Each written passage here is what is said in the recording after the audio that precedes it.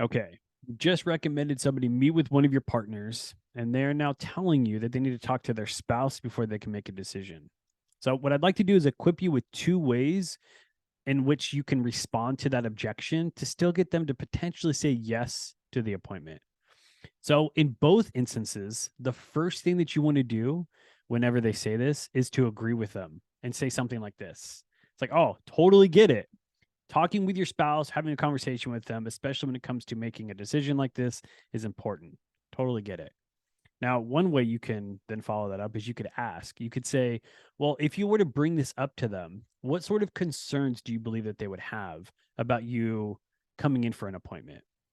And in this way, they're going to respond to a potential objection or reason why they're actually saying no. And so, at least asking that question, it gives you the opportunity to handle whatever it is that they say next.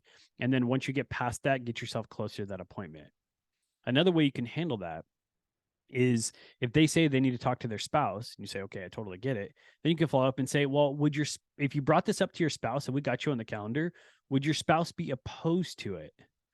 I mean, if you brought it up, would they just be absolutely, there's no way?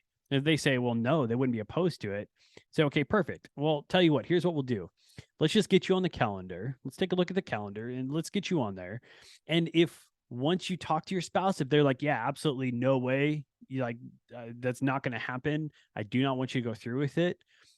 No problem. I'll take the appointment off the calendar. But since we're here right now, let's just get you on there.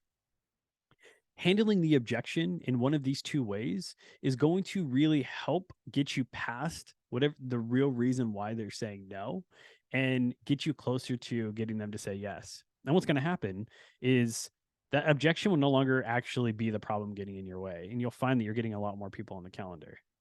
If you have any questions about handling the objection in this way, feel free to reach out.